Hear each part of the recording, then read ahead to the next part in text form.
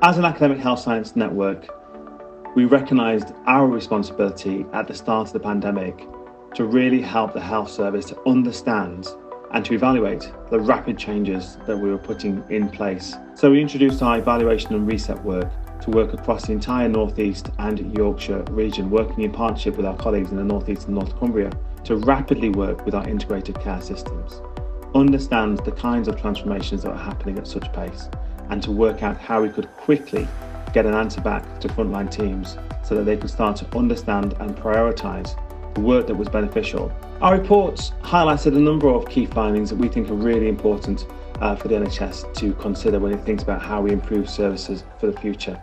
As a new network, it's been really important for us to build strong relationships with all of our partners. Using remote technology has really helped us to do that.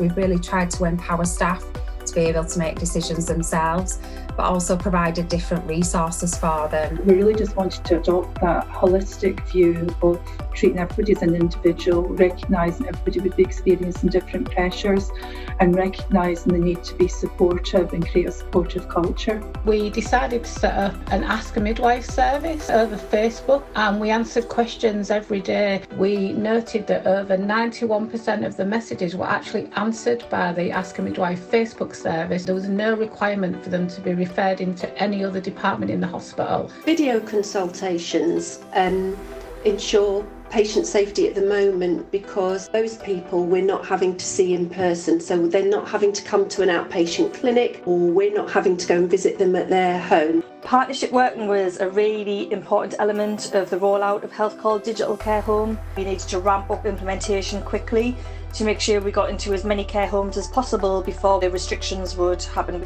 So a lot of work had to be done in a short space of time. Whilst in the midst of such a terrible time, some really good, innovative, different ways of working have emerged, and it's brought people together. It was almost like we were working against a common enemy in the pandemic, and we came together, joined forces, and really achieved some very positive results.